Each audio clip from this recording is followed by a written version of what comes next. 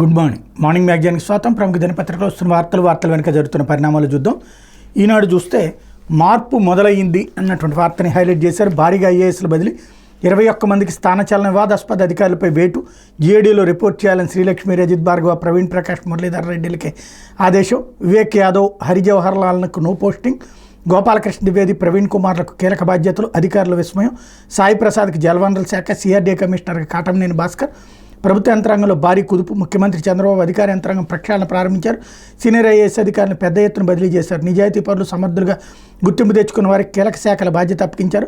వైకాపా ప్రభుత్వంలో అధికార పార్టీ పెద్దలతో అంటకాగుతూ తీవ్ర వివాదాస్పద అధికారులుగా పేరు పొందిన వారికి పోస్టింగ్ ఇవ్వకుండా పక్కన కూర్చోబెట్టారు. వారిని సాధారణ పరిపాలన శాఖలో రిపోర్ట్ చేయాల్సిందిగా సూచించారు. కీలక శాఖల కార్యదర్శులు, విభాగాధిపతులుగా ఉన్న 21 మంది అధికారులను బదిలీ చేస్తూ ప్రభుత్వ ప్రధాన కార్యదర్శి నీరబ్ కుమార్ ప్రసాద్ బుధవారం ఉత్తర్వులు జారీ చేశారు. వివాదాస్పదులుగా పేరు పొందిన పురపాలక శాఖ ప్రత్యేక ప్రధాన కార్యదర్శి వై శ్రీలక్ష్మి, ఎక్సైజ్ శాఖ ప్రత్యేక ప్రధాన కార్యదర్శి రజిత్ భార్గవ, పాఠశాల విద్యాశాఖ ముఖ్య కార్యదర్శి ప్రవీణ్ ప్రకాష్, వైద్య సేవలు మౌలిక వస్తువుల అభివృద్ధి కార్పొరేషన్ ఎండీగా సెర్ప్ సీఈఓగా ఉన్నటువంటి మురళీధర్ రెడ్డిని జీఈడీలో రిపోర్ట్ చేయాల్సిందిగా ఆదేశించారు. ప్రస్తుతం అదనపు బాధ్యతగా నిర్వహిస్తున్నటువంటి పర్యాటక శాఖ ప్రత్యేక ప్రధాన కార్యదర్శి పోస్ట్ నుంచి కూడా రజిత్ భార్గవను తప్పించారు. ఈ 4 అధికారులు ఈ చర్యకు పూర్తిగా అర్హులన్న అభిప్రాయం అధికార వర్గాల్లో వినిపిస్తోంది అన్నటువంటి వార్తని హైలైట్ చేశారు. ఏదైతే నేను ఇంతకుముందు కూడా చెప్పా, అధికారులు అన్నటువంటి వాళ్ళు ఇప్పుడు ప్రభుత్వం ఉంటే ఈ ప్రభుత్వం చెప్పిన మాట అంటారు. ఇప్పుడు వీళ్ళందరూ రేపు పొద్దున తెలుగుదేశం మనుషులు అని చెప్పి అవతల వాళ్ళు కక్ష కట్టుకుంటే ఏముంటుందో అదే ఉంటుంది. వీళ్ళందరూ ఒకనాడు ఇదే రజిత్ భార్గవ, ఇదే ప్రవీణ్ ప్రకాష్, వీళ్ళందరినీ కూడా పవర్ఫుల్ అధికారులు అని చెప్పి చంద్రబాబు గారు ప్రశంసించినటువంటి వాళ్ళు.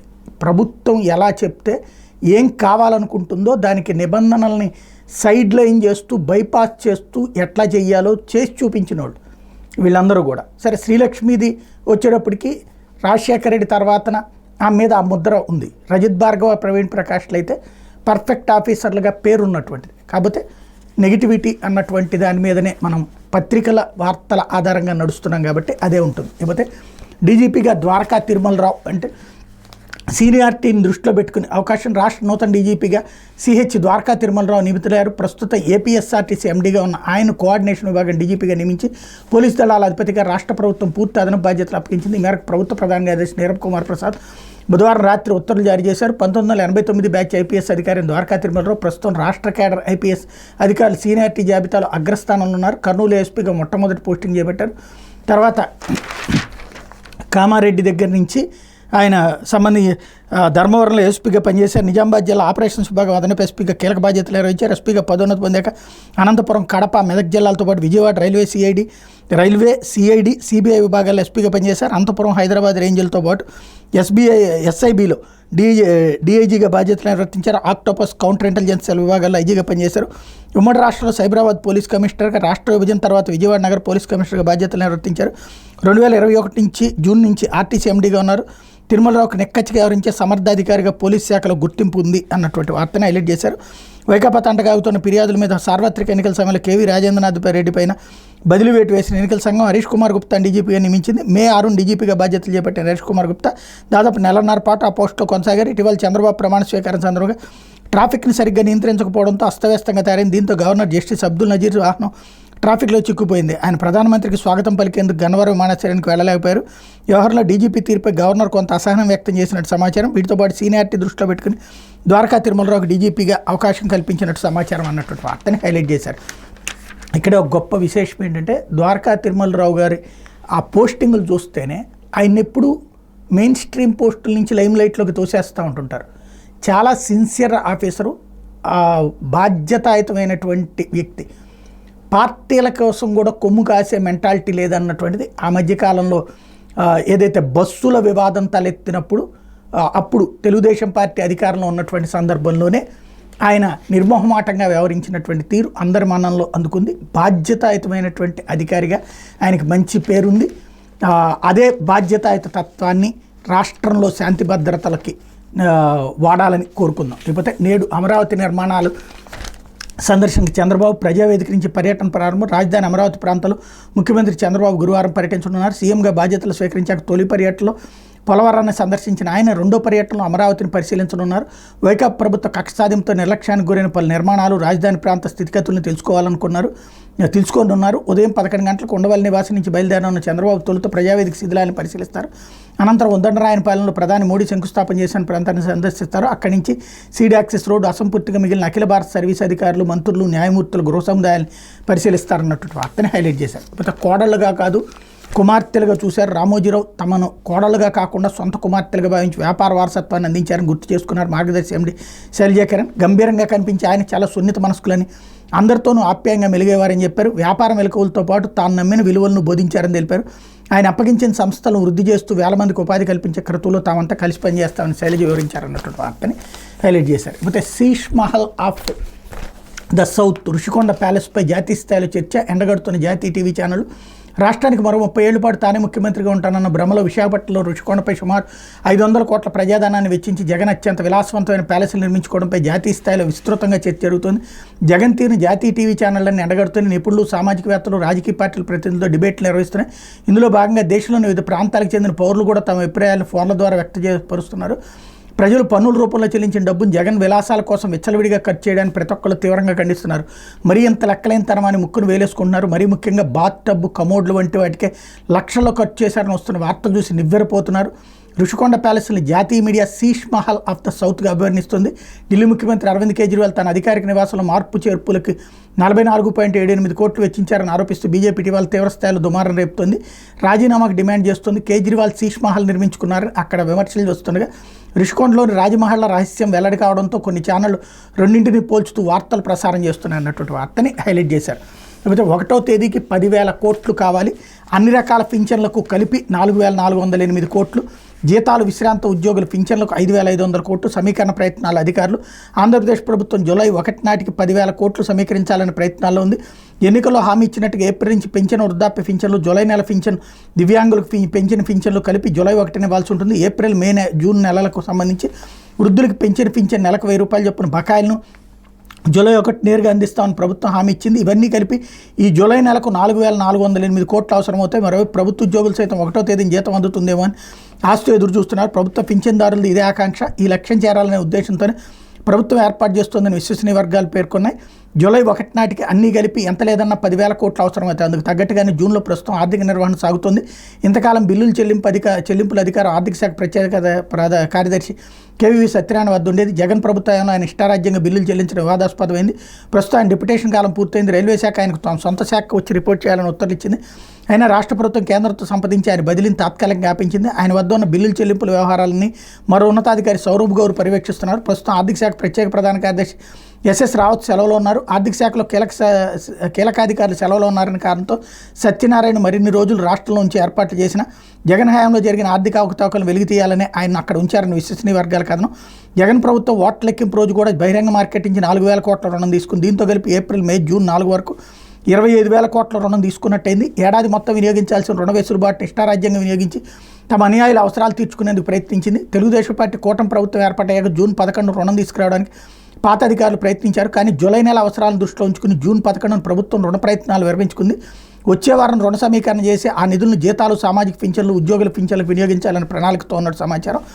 6 నెలలకి 47,000 కోట్లకు అనుమతుందన్నటువంటి వార్తని హైలైట్ చేశారు.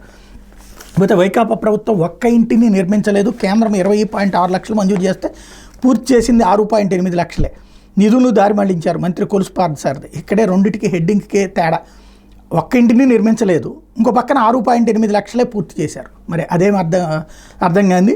పేదలందరికీ ఇల్లు నిర్మిస్తామని వైకాపా ప్రభుత్వ పాలకులు ఆ వర్గాలను తీవ్ర అన్యాయం చేశారని గృహ నిర్మాణ శాఖ మంత్రి కొలుసు పార్థసారథి అన్నారు. 5 ఏళ్లలో కేంద్రం 20.6 లక్షల ఇళ్లు మంజూరు చేస్తే అందులో 6.8 లక్షలు మాత్రమే పూర్తి చేశారని విమర్శించారు. రాష్ట్ర ప్రభుత్వ నిధులతో ఒక్కింటిని కూడా నిర్మించలేదని మండిపడ్డారు. ఆయన బుధవారం సచివాలయంలో విలేకరుల సమావేశంలో మాట్లాడారు. ఎవరైనా రాష్ట్ర ప్రభుత్వ నిధులతో కట్టేటటువంటిది కేంద్ర ప్రభుత్వ నిధులు. రాష్ట్ర ప్రభుత్వం స్థలాలకు సంబంధించిన దాంట్లో 40% పెట్టుకుంటుంది. ఇది క్లియర్. ఇంతకుముందు అయినా అంతే. టిట్కో ఇళ్ళు అయినా కేంద్ర ప్రభుత్వానికి సంబంధించిన నిధులతో పాటు పబ్లిక్ నుంచి లోన్స్ తీసుకున్నటువంటి. ఇప్పుడు ఓవరాల్గా అయితే ఆ చంద్రబాబు గారి టైంలో 30 లక్షల ఇళ్ళు శాంక్షన్ అయినాయి. అప్పుడు ఒక్కటి కూడా పూర్తి కాలేదన్నదే అప్పుడు వచ్చినటువంటి వివాదం. అవి 90% పూర్తయినాయి, 70% పూర్తయినాయి, 30% పూర్తయినాయి. ఇప్పుడు చెప్తున్నటువంటిది ఏంటంటే 1,00,000 ఇళ్ల వరకు టిట్కో ఇళ్ళు పూర్తి చేసి ఇచ్చారు. 6.8 లక్షల ఇళ్ళు డైరెక్ట్ కట్టుకున్నారు. 20 లక్షలే శాంక్షన్ అయినటువంటిది జగన్మోహన్ రెడ్డి టైంలో అన్నటువంటిది. ఇది అసలైనటువంటి పాయింట్. కాకపోతే దాంట్లో ఎవరి కోణంలో వాళ్ళు రాసుకుంటూ ఉంటారు. ఇకపోతే 319 కోట్ల కరువు సాయానికి అభ్యర్థన, ఉపాధి నిధులు 1090 కోట్లకు ప్రతిపాదన, కేంద్ర బృందానికి అధికార యంత్రాంగ నివేదిక. మొన్న రబీ సీజన్లో రాష్ట్ర వ్యాప్తంగా తీవ్ర వర్షాభావ పరిస్థితుల వల్ల 319 కోట్ల నష్టం వాటిల్లినట్టు కేంద్ర కరువు బృందానికి రాష్ట్ర ప్రభుత్వ అధికార యంత్రాంగం నివేదించింది. ఇందులో పంట నష్టమే 228 కోట్లు కాగా మిగతా అది గ్రామీణ పట్టణ నీటి సరఫరా పశుసంవర్ధక శాఖల పరిధిలో ఉన్నట్టు తేల్చింది. గ్రామీణ ఉపాధి హామీ పథకం కింద 1090 కోట్లు అదనంగా ఇవ్వాలని కోరారు. మొత్తంగా కరువు సాయం కింద 1409 కోట్లు రాష్ట్రానికి అందించాలని అభ్యర్థించారన్నటువంటి వార్తని హైలైట్ చేశారు. ఇకపోతే సాక్షి వచ్చేటప్పటికి జీవనాడిపై దాడి అంటూ పోలవరం ఉసురు తీసింది ఎవరు, ప్రాణం పోసింది ఎవరు, చంద్రబాబు కమిషన్ల దాహం, అస్తవ్యస్త పనుల పాప ఫలితం కాదా, ప్రాజెక్టు నిర్మాణ ప్రణాళికను తొంగలో తొక్కిన బాబు, వరద మళ్లించేలా స్పిల్వే కాపర్ డ్యాములను కట్టకుండా డయాఫ్రమ్ వాల్ పూర్తి, భారీ వరదలతో దెబ్బతిన్న డయాఫ్రమ్ వాల్, ఈపీఆర్ఎఫ్ నిర్మాణ ప్రాంతంలో అగాధాలు, సంక్లిష్టంగా మారిన పోలవరాన్ని గాడిలో పెట్టిన వైఎస్ఆర్సీ ప్రభుత్వం, వరదలు కరోనా ప్రతికూల పరిస్థితుల్లోనూ స్పిల్ ఛానల్ ఎగువ దిగువ కాపర్ డ్యాములు పూర్తి, 2021 జూన్ 11నే వరద మళ్లింపు, కాపర్ డ్యాముల మధ్య అగాధాలు పూర్తి యథాస్థితికి, డయాఫ్రమ్ వాల్ భవితవ్యాన్ని సిడబ్ల్యూసీ తేల్చితే 18 నెలల్లోగా ప్రాజెక్టు పూర్తికి ప్రణాళిక, టీడీపీ హయాంలో తట్టెడు మట్టైన ఎత్తని జల విద్యుత్ కేంద్రం పనులను కొలిక్కి తెచ్చిన జగన్ సర్కార్, కుడి ఎడమ కాలువల అనుసంధానాలు పూర్తి, ఎడమ కాలువలో సంక్లిష్టమైన పనులు పూర్తి అన్నటువంటి వార్తని హైలైట్ చేశారు. లేకపోతే భారీగా ఐఏఎస్ల బదిలీ, ముఖ్యమంత్రి కార్యదర్శిగా ప్రద్యుమ్న, సిఆర్డీఏ కమిషనర్ కాటమనేని భాస్కర్, శ్రీలక్ష్మి, రజిత్ భార్గవ, ప్రవీణ్ ప్రకాష్ జీఏడీకి అటాచ్, మురళీధర్ రెడ్డికి కూడా ఉత్తర్వులు జారీ చేసిన ప్రభుత్వం అన్నటువంటి వార్తని హైలైట్ చేశారు. లేకపోతే పోలింగ్ అనంతర దాడులపై పూర్తి వివరాలు ఇవ్వండి, రాష్ట్ర ప్రభుత్వం డీజీపీలకు హైకోర్టు మరోసారి ఆదేశం, తదుపరి విచారణ 4 వారాలకు వాయిదా అన్నటువంటి వార్తను హైలైట్ చేశారు. సార్వత్రిక ఎన్నికల ఫలితాలు వెలువడిన వెంటనే రాష్ట్రంలో కొన్ని వర్గాల ప్రజలే లక్ష్యంగా జరుగుతున్న లక్ష్యత దాడులకు సంబంధించినటువంటి పూర్తి వివరాలను తమ ముందుంచాలని హైకోర్టు బుధవారం రాష్ట్ర ప్రభుత్వ ప్రధాన కార్యదర్శిని డీజీపీని మరోసారి ఆదేశించింది. తదుపరి విచారణ 4 వారాలకు వాయిదా వేసింది. ఈ మేరకు ప్రధాన న్యాయమూర్తి జస్టిస్ ధీరజ్ సింగ్ ఠాకూర్, న్యాయమూర్తి జస్టిస్ రావు రఘునందనరావు ధర్మాసనం ఉత్తర్వులు ఇచ్చింది. సార్వత్రిక ఎన్నికల ఫలితాలు వెల్లడయ్యాక నిర్దిష్టంగా రాజకీయ పార్టీకి చెందిన వాళ్ళని లక్ష్యంగా చేసుకుంటూ రాష్ట్రంలో హింసకు పాల్పడుతున్న వారిపై పోలీసులు ఎలాంటి చర్యలు తీసుకోవడం లేదని, హింసను అణచివేసి బాధితులను రక్షించేందుకు అవసరమైన చర్యలను సత్వరమే చేపట్టేలా కేంద్ర హోంశాఖను రాష్ట్ర ప్రభుత్వ ప్రధాన కార్యదర్శిని డీజీపీని ఆదేశించాలని కోరుతూ రాజ్యసభ సభ్యుడు వైఎస్ఆర్సీపీ సీనియర్ నేత వైవి సుబ్బారెడ్డి హైకోర్టులో ప్రజా ప్రయోజన వ్యాజ్యం దాఖలు చేసిన విషయం తెలిసిందే. ఈ వ్యాజ్యంపై బుధవారం సీజే నేతృత్వం ధర్మాసనం విచారణ జరిపింది. ఈ సందర్భంగా పిటిషనర్ తరపు న్యాయవాది కొవ్వూరి వెంకటరామరెడ్డి వాదనలు వినిపిస్తూ రాజకీయ పార్టీకి సంబంధించిన వారిపై మరో రాజకీయ పార్టీకి చెందిన వాళ్ళు విచక్షణారహితంగా దాడులకు పాల్పడుతున్నారని తెలిపారు. ఆస్తులను ధ్వంసం చేస్తున్నారని ఆందోళన వ్యక్తం చేశారు. ఇంత జరుగుతున్నా పోలీసులు చోద్యం చూస్తున్నారని వివరించారు. ఫిర్యాదులు చేసినా పోలీసులు ఎఫ్ఐఆర్లు నమోదు చేయడం లేదన్నారు. ధర్మాసనం స్పందిస్తూ ఫిర్యాదులు ఇచ్చినప్పుడు ఏం చేయాలని దానిపై నిర్దిష్ట విధానం ఉంది కానీ ప్రశ్నించింది. అయినా కూడా కేసులు నమోదు చేయడం లేదన్నారు. దాడులపై రాష్ట్రపతి, గవర్నర్, డీజీపీలకు వైఎస్ఆర్సీపీ ఎంపీ ఫిర్యాదు చేశారని అయినా కూడా ఎలాంటి ప్రయోజనం లేదని తెలిపారు. హింసా దాడులపై ఏం చర్యలు తీసుకున్నారో తెలియజేస్తూ స్టేటస్ రిపోర్ట్ సమర్పించేలా ఆదేశాలు ఇవ్వాలని ఆయన ధర్మాసనాన్ని కోరారు. వాదనలు విన్న ధర్మాసనం తదుపరి విచారణ 4 వారాలకు వాయిదేసింది. పూర్తి వివరాలు సమర్పించాలని రాష్ట్ర ప్రభుత్వాన్ని డీజీపీని ఆదేశించింది అన్నటువంటి వార్తని హైలైట్ చేశారు. ఇకపోతే సచివాలయంలో పెండ్యాల ప్రత్యక్షం, మళ్లీ తెరపైకి చంద్రబాబు, మాజీ పిఎస్ స్కిల్ స్కామ్లో కీలక పాత్రధారి, నిధుల తరలింపులో సూత్రధారి, సిఐడి నోటీసులతో అమెరికాకు పరారి, ప్రణాళికా శాఖ మెమో బేఖాతరు, సస్పెండ్ చేసిన ప్రభుత్వం చంద్రబాబు సీఎం కాగానే అజ్ఞాతవాసానికి ముగింపు, తనపై సస్పెన్షన్ ఎత్తివేయాలని వింతపత్రం సమర్పణ అంటూ గతంలో టీడీపీ ప్రభుత్వంలో స్కిల్ కుంభకోణంలో కీలక పాత్ర పోషించి సిఐడి నోటీసులు ఇవ్వడంతో విదేశాలకు పరారైన పెండ్యాల శ్రీనివాస్ మళ్లీ తెరపైకి వచ్చారు. 100 కోట్ల నిధులను దారి మళ్లించిన స్కిల్ కుంభకోణం అప్పట్లో సంచలనం సృష్టించింది.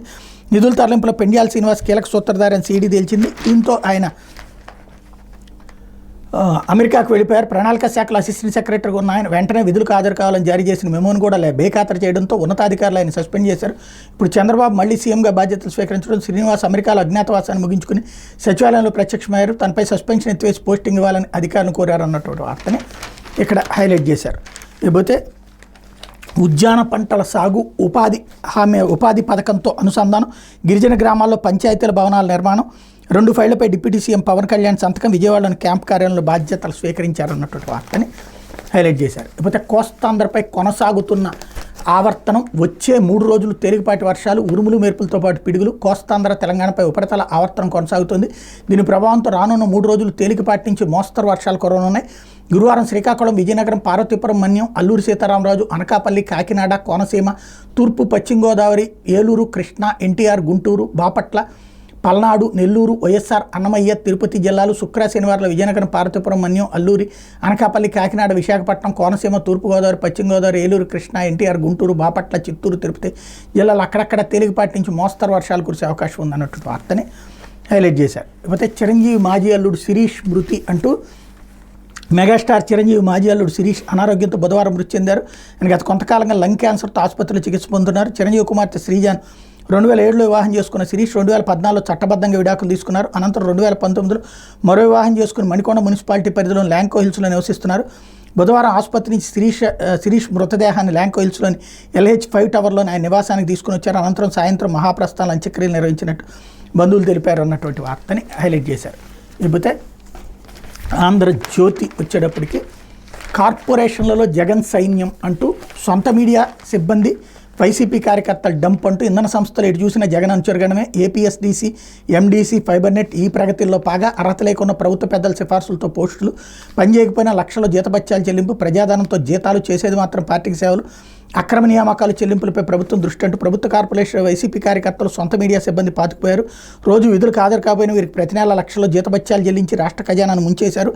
జగన్ సొంత పత్రిక, టీవీ ఛానళ్లు గుదిబండలుగా మారిన ఉద్యోగులకు ప్రభుత్వ కార్పొరేషన్లో వైట్ కాలర్ జాబులు ఇచ్చి పోషించారు. వైసీపీ సోషల్ మీడియాలో పనిచేస్తున్న వాళ్ళందరికీ రియల్ టైం గవర్నెన్స్లో కంటెంట్ రైటర్లుగాను, సమాచార పౌర సంబంధాల శాఖలో ప్రభుత్వ ప్రగతిని ప్రచారం చేసే సిబ్బందిగా నియమించుకున్నారు. జగన్తో పాటు వైఎస్ విజయలక్ష్మి, ఎంపీ అవినాష్ రెడ్డి, మాజీ మంత్రి పెద్దిరెడ్డి రామచంద్రరెడ్డి, మాజీ స్పీకర్ తమ్మినేని సీతారాం తదితరులు వీళ్ళని వాడుకున్నారన్నటువంటి వార్తని హైలైట్ చేశారు.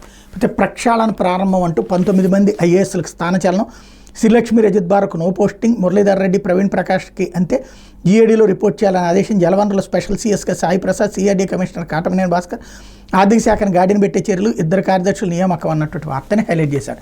అయితే త్రికరణ శుద్ధిగా పేదలకు పథకాల ఫలాలు, క్యాంప్ ఆఫీసులో బాధ్యతల స్వీకారం, స్కీముల అమల్లో రాజకీయ జోక్యం వద్దు పవన్ కళ్యాణ్. 2028లోగా ప్రతి ఇంటికి కొళాయి నీరు, ఉపాధి కూలీల వేతనాలు వెంటనే వచ్చేలా కేంద్రం దృష్టికి తీసుకెళ్దాం. రాష్ట్ర వ్యాప్తంగా పచ్చదనం పెంచాలి, విద్యార్థులు అన్నీ నేర్చుకుంటాను, అధికారులు బోధించాలి. ఉప ముఖ్యమంత్రి పంచాయతీరాజ్, అటవీ శాఖలపై సమీక్ష, ఉద్యాన పంటల అభివృద్ధిపై మొదటి సంతకం అన్నటువంటి వార్తని హైలైట్ చేశారు. అయితే సర్కారు మారినా బేఖాతర్ అంటూ నిరాటంకంగా ఇసుక తవ్వకాలు దందా, ఇసుక డంపులన్నీ వైసీపీ నేతల చేతుల్లోనే. ఎన్నికలకు ముందే ఎడాపెడా తవ్వి తరలింపు, రాష్ట్ర వ్యాప్తంగా 180కి పైగా డంపులు, ఒక్కో దాంట్లో 1,00,000 టన్నుల దాకా ఇసుక. ఏడాది వరకు వ్యాపారానికి డోకా లేదు. తాజాగా అధిక ధరకు విక్రయం, లారీ 45,000కు పైన, ట్రాక్టర్ అయితే 12,000. డంపులన్నీ స్వాధీనం చేసుకోవాలని ప్రభుత్వానికి విజిలెన్స్ సూచన. అటు యథేచ్ఛగా ప్రతిమ, జేసీకేసీ తవ్వకాలు అన్నటువంటి వార్తని హైలైట్ చేశారు. ఇకపోతే ఎలాంటి రాజధాని ఎలా మిగిలింది అంటూ పునాది నుంచి లేచిన తొలి రాజధానిగా గుర్తింపు, వైసీపీ పాలనలో శాపగ్రస్తగా మిగిలిన దైన్యం, ప్రభుత్వానికి ఆదాయం తెచ్చేలా మాస్టర్ ప్లాన్, 3 రాజధానులు అడవిని మిగిల్చిన జగన్ అంటూ భారతదేశంలో పునాది స్థాయి నుంచి నిర్మితమవుతున్న తొలి రాజధాని నగరంగా ప్రపంచవ్యాప్తంగా ఖ్యాతి గడించిన అమరావతి 5 ఏళ్ల వైసీపీ పాలనలో శాపగ్రస్తగా మిగిలిపోయింది. రాష్ట్ర విభజన తర్వాత అధికారంలోకి వచ్చి టీడీపీ ప్రభుత్వ పాలనలో పుడిపోసుకుని వడివడిగా అడుగులు వేసిన అమరావతి ఆ తర్వాత పాడైంది. ఇవాళ చంద్రబాబు గారు అక్కడ చూడబోతున్నారు అన్నటువంటి వార్తని హైలైట్ చేశారు. జగన్ నిర్లక్ష్యం వల్లే పోలవరం పూర్తి కాలేదు, యుద్ధ ప్రాతిపదికన పూర్తి చేసే బాధ్యత ఎన్డీఏ ప్రభుత్వాన్ని. విశాఖ స్టీల్ ప్రైవేటీకరణ ఇప్పట్లో జరగదు, కావాలని దీనిపై రాద్దాంతం కిషన్ రెడ్డి, ఆంధ్రజ్యోతి కేంద్ర మంత్రి ఇంటర్వ్యూ అన్నటువంటి వార్తని హైలైట్ చేశారు. ఇకపోతే వైసీపీ సోషల్ మీడియాకి సజ్జల భార్గవ్ రెడ్డి దూరం, నాగార్జున యాదవ్కు బాధ్యతలు అంటూ ఒక క్వశ్చన్ మార్క్ కూడా ఇక్కడ ప్రధానంగా హైలైట్ చేసినటువంటి పరిస్థితి. ఇకపోతే ఇంత భయం ఎందుకు జగన్ అంటూ సుమారు 30 అడుగుల ఎత్తున ఇనప కవచం మధ్య ఉన్న ఈ నిర్మాణం సెంట్రల్ జైలు కాదుండే, ఇదే తాడేపల్లి ప్యాలెస్ సముదాయం. గతంలో ఇది పార్టీ కార్యాలయం, సీఎం అయ్యాక దాన్నే క్యాంప్ కార్యాలయంగా మార్చుకున్నారు. సచివాలయం ముఖం చూడకుండా ఎక్కడి నుంచే పాలన సాగించారు. ఆ పక్కన ఉన్న జగన్ నివాసం, గోశాల, మరికొన్ని నిర్మాణాలు ఫోటోలో చూడొచ్చు. ఈ తాడేపల్లి ప్యాలెస్కి వెళ్ళే దారి ఈ 2 ఫోటోలతో కూడినటువంటిది. జగన్ భయపడిపోతూ వచ్చాడు ఇంతకాలం అన్నటువంటి వార్తని హైలైట్ చేశారు. ఇకపోతే ఓటమికి జగన్దే బాధ్యత అంటూ వైసీపీ అభ్యర్థుల మనోగతం. నేడు తాడేపల్లి ఆ పార్టీ విస్తృత స్థాయి భేటీ, వైసీపీ విస్తృత స్థాయి సమావేశం గురువారం జరగనుంది. మాజీ సీఎం పార్టీ అధ్యక్షుడు వైఎస్ జగన్మోహన్ రెడ్డి తాడేపల్లి నివాసంలో జరిగే భేటీలో పార్టీ నేతలు, ఎమ్మెల్యేలు, ఎమ్మెల్సీలు, ఎంపీలు, అసెంబ్లీ, లోక్సభ ఎన్నికల్లో ఓడిపోయిన అభ్యర్థులు హాజరు కానున్నారు. ఘోర పరాజయంపై వీళ్ళంతా ఏమంటారన్న ఆసక్తి సర్వత్రా నెలకొంది. జగనే ఓటమికి బాధ్యత వహించాలని ఓడిన అభ్యర్థులు మొదటి నుంచి బహిరంగంగా అంటున్నారు. ల్యాండ్ టైటిలింగ్ యాక్ట్, పట్టాదారు పాస్ పుస్తకాలపై జగన్ ఫోటోలు, ఐపాక్ టీం సర్వేల పేరిట అభ్యర్థుల మార్పు, సజ్జల రామకృష్ణారెడ్డి, విజయసాయిరెడ్డి తరులతో కూడిన కోటరీకే ప్రాధాన్యం ఇవ్వడం వంటి వాటితో మునిగిపోయామని, చివరికి అసెంబ్లీలో ప్రతిపక్ష హోదా కూడా దక్కని పరిస్థితి నెలకొందని వాపోతున్నారన్నటువంటి వార్తని హైలైట్ చేశారు. లేకపోతే నీరబ్ సర్వీస్ పొడిగింపు అంటూ 6 నెలలు పొడిగించాలని కేంద్రానికి లేఖ రాష్ట్ర ప్రభుత్వ ప్రధాన కార్యదర్శి నీరబ్ కుమార్ ప్రసాద్ పదవీ కాలాన్ని 6 నెలలు పొడిగించాలని సీఎం చంద్రబాబు నిర్ణయించారు. ఈ మేరకు బుధవారం కేంద్ర ప్రభుత్వానికి లేఖ రాశారు. నీరబ్ కుమార్ కొద్ది రోజుల కిందట ఏపీ ప్రధాన కార్యదర్శిగా బాధ్యతలు తీసుకున్నారు. ఈ నెలాఖరులో ఆయన రిటైర్ కాబోతున్నారు. కానీ ప్రభుత్వం ఆయన సేవలు కొనసాగించాలని నిర్ణయించింది. అందులో భాగంగా కేంద్రానికి లేఖ రాసింది. గత ప్రభుత్వంలోనే ఆయన సీఎస్ కావాల్సి ఉంది. కానీ జగన్ ఆయన పక్కన పెట్టి జూనియర్ అయిన జవహర్ రెడ్డికి పట్టం కట్టారు. చంద్రబాబు ముఖ్యమంత్రి కాగానే సీనియారిటీకి ప్రయారిటీ ఇచ్చారు. సీనియారిటీలో ముందున్న నీరబ్ కుమార్ ప్రసాద్ని సీఎస్కి ఎంపిక చేశారు. ప్రస్తుతం ఆయనకు 10 రోజుల సర్వీస్ మాత్రం ఉండటంతో మరికొంతకాలం పాటు అవకాశం ఇవ్వాలన్న ఉద్దేశంతో సర్వీస్ పొడిగింపు కోరుతూ కేంద్రానికి లేఖ రాశారు. కేంద్రం ఒకే విడతలో 6 నెలలు పొడిగింపిస్తుందా లేదంటే 3 నెలల చొప్పున 2 సార్లు పొడిగిస్తుందా అన్నది వేచి చూడాలి అన్నటువంటి వార్తని హైలైట్ చేశారు. ఇది దినపత్రికలో వచ్చిన వార్తలు వెనకాల జరుగుతున్న పరిణామాలు.